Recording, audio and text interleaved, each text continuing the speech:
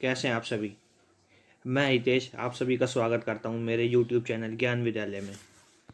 दोस्तों, आज की वीडियो हम जो लेके आए हैं आपके लिए, आप सभी विद्यार्थियों के लिए, आरपीएफ कांस्टेबल एसआई का जो प्रीवियस ईयर क्वेश्चन पेपर है उसके कुछ क्वेश्चंस हैं और उसमें कुछ मिक्सिंग क्वेश्चन है जो न्यू क्वेश्चन आने की आगे संभावना है।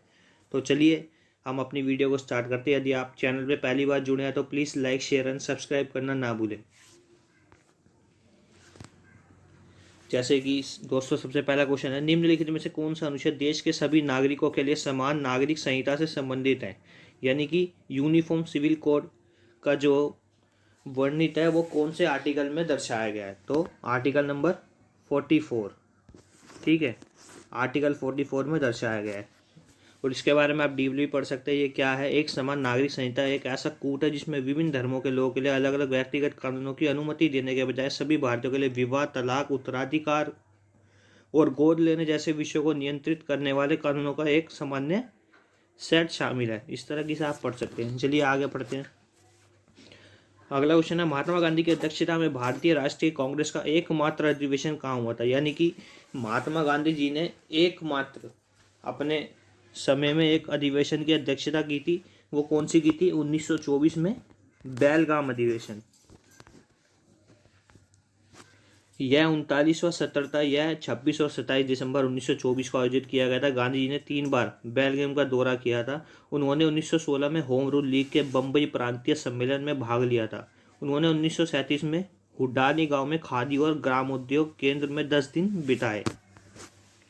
अगला क्वेश्चन है दोस्तों, निम्नलिखित में से कौन सा नाटक कालिदास जी ने लिखा है। तो कालिदास जी ने कौन कौन से लिखे हैं? एक तो मालवी कांगनमित्रम लिखा है, ठीक है। एक कौन सा लिखा है दोस्तों? रघुवंशम भी इन्होंने ही लिखा है। एक मेघदूत लिखा है। एक कुमार संभव और एक ऋतु संहार। तो इस तरीके से आप याद कर सकते हैं। कितने हो गए? 1 2 3 4 5, ठीक है। मालवी कांगनम, मेघदूत, कुमार संभव, रघुवंशम, ऋतु संहार और एक और है अभिज्ञान शकुंतलम, ठीक है। इस तरीके से आप याद रखेंगे। अगला क्वेश्चन दोस्तों, फुटबॉल मैच की अवधि जिसमें अतिरिक्त समय की गणना नहीं की जाती वह कितनी होती है। यानी कि जिसमें कोई भी गणना नहीं की जाती, ज़्यादा मैक्सिमम टाइम जो होता है वो कितना होता है? 90 मिनट्स का। अगला क्वेश्चन दोस्तों, कलमकारी चित्रकला किस राज्य में प्रारंभ हुई। तो कलमकारी चित्रकला कहाँ पे हुई थी? आंध्र प्रदेश के अंदर, ठीक है। इस तरीके से आप याद कर सकते हैं। जैसे अल्पना है और क्या नाम है, राजस्थान की है। एक चौक पूर्णा कला है जो उत्तर प्रदेश की है, ठीक है। इस तरीके से आप याद कर सकते हैं। कजरी है, ये सब, ठीक है। अगला क्वेश्चन दोस्तों, भारत के संविधान का संरचनात्मक भाग डैश से लिया गया। यानी कि जो भारत के संविधान का संरचनात्मक भाग है वो कहाँ से अडॉप्ट किया गया है। तो भारत सरकार अधिनियम 1935 के द्वारा इसे संविधान में शामिल किया गया है। निम्नलिखित में से किस संविधान संशोधन अधिनियम ने मतदाता आयु को 21 वर्ष से घटाकर 18 वर्ष कर दिया है। तो 61वां संविधान संशोधन कब हुआ था दोस्तों? 1989 में, ठीक है। इसके तहत किया गया था। संसद भवन स्थानीय क्षेत्र विकास योजना किस वर्ष शुरू की गई। तो ऑप्शन नंबर सेकंड, 1993 में संसद भवन स्थानीय क्षेत्र विकास योजना का शुभारंभ किया गया था। ये कौन सी व्यवस्था है? तो इसके बारे में आपको बताता हूँ। इस दिसंबर में 1993 में शुरू किया गया था। संसद सदस्यों को टिकाऊ सामुदायिक संपत्तियों के निर्माण के लिए विकासात्मक प्रकृति के कार्यों की सिफारिश करने और स्थानीय रूप से महसूस की गई जरूरतों के आधार पर सामुदायिक बुनियादी सुविधाएं सहित बुनियादी सुविधाओं के प्रावधान के लिए एक तंत्र प्रदान करने के लिए किए गए। अगला क्वेश्चन है, भारत का संविधान भारत को डैश के रूप में वर्णित करता है। तो भारत का जो संविधान है, यानी कि उसमें बताया गया है कि इसमें 2 क्वेश्चन आप इस तरीके से भी पढ़ सकते हैं। जो आर्टिकल फर्स्ट है उसमें क्या बताया गया भारत को। तो भारत एक क्या है? राज्यों का संघ है, जिसे क्या बोला जाता है इंग्लिश में? यूनियन ऑफ द स्टेट, ठीक है। इस तरीके से आप याद कर सकते हैं। अगला क्वेश्चन है दोस्तों, मंगल और बृहस्पति के बीच सूर्य की परिक्रमा करने वाले खगोलीय पिंड क्या कहलाते हैं। तो क्षुद्र ग्रह, जिसे इंग्लिश में एस्ट्रॉइड्स बोलते हैं। मंगल और बृहस्पति के बीच सूर्य की परिक्रमा करने वाले खगोलीय पिंड को क्षुद्र के बेल्ट कहा जाता है। यह सौरमंडल का एक क्षेत्र है जहां कोई छोटे चट्टानी पिंड, जिन्हें क्षुद्र ग्रह के रूप में जाना जाता है, एक मोटे तौर पर वृत्ताकार पथ में सूर्य की परिक्रमा करते हैं। भारत के संविधान में अनुसूचियों की संख्या कितनी है? तो भारत के संविधान में अनुसूचियों की संख्या कितनी है? 12। सर्विस शब्द निम्नलिखित में से किस खेल से जुड़ा है? यानी कि जो सर्विस शब्द है वो किस खेल के अंदर से जुड़ा है, यानी कि किस खेल में उसका यूज़ किया जाता है सर्विस का? तो किस में किया जाता है? ऑप्शन के हिसाब से हम देखें तो वॉलीबॉल में किया जाता है, बैडमिंटन में किया जाता है। ठीक है, इस तरीके से आप पढ़ सकते हैं।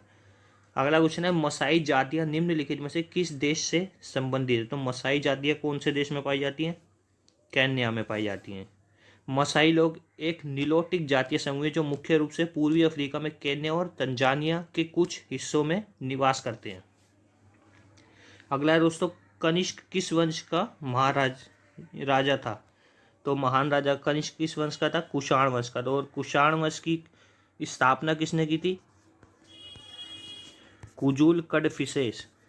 ठीक है, कडफिसेस ने कुषाण वंश की स्थापना की थी। आप पढ़ भी सकते हैं इसमें। कुषाण वंश, कुजुल कडफिसेस भारत में कुषाण वंश की नींव रखने वाले पहले प्रमुख थे। दूसरे राजा वैमा कडफिसेस थे जिन्होंने सोने के सिक्के जारी किए। सबसे प्रसिद्ध कुषाण शासक कनिष्क थे। 78वीं ईस्वी से 101 ईस्वी तक कनिष्क को द्वितीय अशोक के नाम से भी जाना जाता है। तो आप इस नाम से भी याद कर सकते हैं। ठीक है दोस्तों, कुषाण को दो नाम से जाना जाता है, एक तो द्वितीय अशोक के नाम से और एक और नाम है कुणिक। ठीक है, इस नाम से भी जाना जाता है। पुस्तक Modi's Midas touch in foreign policy के लेखक कौन थे? तो उसके लेखक कौन थे? सुरेंद्र कुमार। अगला क्वेश्चन दोस्तों, इंडियन क्रिकेट टीम ने अब तक कितनी बार एशिया कप ट्रॉफी जीती है? तो कितनी बार जीती है? 6 बार। किस संगठन ने वुमेन एट वर्क पर रिपोर्ट जारी की है? तो वुमेन एट वर्क ये कौन जारी करता है?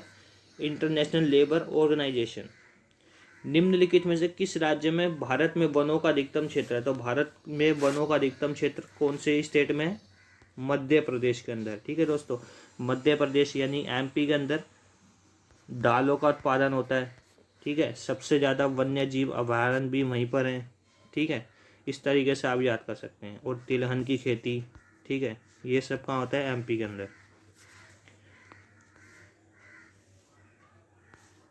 अगला क्वेश्चन दोस्तों, बहमनी राज्य किसके शासन में सबसे शक्तिशाली था? तो बहमनी राज्य किसके शासन में सबसे शक्तिशाली रहा था? महमूद गवन के शासन में। ठीक है, अलाउद्दीन बहमन शाह, बहमनी साम्राज्य की स्थापना अलाउद्दीन बहमन शाह ने 1347 ईस्वी में की थी। उन्हें हसन गंगू के नाम से भी जाना जाता था। इनके बाद इनके पुत्र महमूद शाह प्रथम उत्तराधिकारी बने। ठीक है, 1875 से 1900 के बीच मुंडा विद्रोह का नेता कौन था? तो कौन था? जिन्हें हम भगवान की उपाधि देते हैं, भगवान बिरसा मुंडा। बिरसा मुंडा एक भारतीय आदिवासी स्वतंत्रता सेनानी मुंडा जनजाति के थे। वह झारखंड और बिहार में उठे मुंडा विद्रोह के लिए जिम्मेदार थे। उन्होंने धरती अब्बा या अम्बा भी बोल सकते हैं आप, पृथ्वी पिता के रूप में भी जाना जाता है। ब्रिटिश सरकार मुंडा जनजाति की भूमि को हटा रही थी और मिशनरी मुंडा संस्कृति की आलोचना कर रहे थे। अगला क्वेश्चन है दोस्तों, सारा रेगिस्तान निम्नलिखित में से किस देश या किस महाद्वीप में स्थित है? तो कहाँ स्थित है? उत्तरी अफ्रीका में। सारा रेगिस्तान उत्तरी अफ्रीका में है और विश्व का सबसे बड़ा रेगिस्तान है। इसका कुल वर्ग क्षेत्रफल लगभग 3,32,000 वर्ग किलोमील है। यह अफ्रीकी महाद्वीप के लगभग 10% भाग को घेरता है। इसकी सीमाओं में उत्तर में भूमध्य सागर, इसके पश्चिम में अटलांटिक महासागर और इसके पूर्व में लाल सागर शामिल है। यह पृथ्वी का सबसे बड़ा रेगिस्तान है। अगला क्वेश्चन है दोस्तों, निम्नलिखित में से कौन सा भारत का 29वां राज्य, यानी कि सबसे अंतिम राज्य जो 29वां बना है वो कौन सा राज्य है? तो कौन सा बना था दोस्तों? तेलंगाना। कब बना था? 2 जून 2014 को बना था। निम्नलिखित में से कौन सा दुनिया का सबसे ऊंचा पठार है? तो सबसे ऊंचा पठार कौन सा है? तिब्बत का पठार, और जिसे हम संसार की छत के नाम से भी जाना जाता है। ठीक है, निम्नलिखित में से कौन दुनिया में सबसे अधिक बारिश वाला स्थान है? तो सबसे बारिश वाला स्थान कौन सा है? मोसिनराम, जो कहाँ पड़ता है? मेघालय के अंदर।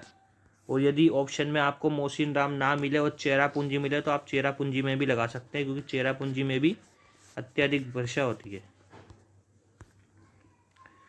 अगला क्वेश्चन है दोस्तों, निम्नलिखित में से कौन दुनिया में सबसे अधिक, अच्छा हो गया यार सॉरी, मातृदंड सूर्य मंदिर कहाँ स्थित है? तो मातृदंड सूर्य मंदिर कहाँ पे स्थित है दोस्तों? कश्मीर के अंदर। पोलियो टीकाकरण का आविष्कारक कौन था? जोनास साक। दुनिया भर में पोलियो की बीमारी से लड़ने के लिए एक वैक्सीन का उपयोग जोनास साक द्वारा विकसित किया है। 1952 में इसका उपयोग परीक्षण किया गया था, प्रथम परीक्षण। उसके बाद 12 अप्रैल 1955 को इसे वैक्सीन को घोषित कर दिया गया, यानी कि अनाउंस कर दिया गया कि सबको ये लगाई जा सकती है। ठीक है, तो गाइस इसी के साथ हमारी वीडियो खत्म होती है। अच्छी लगे तो please like share and subscribe करना ना भूलें।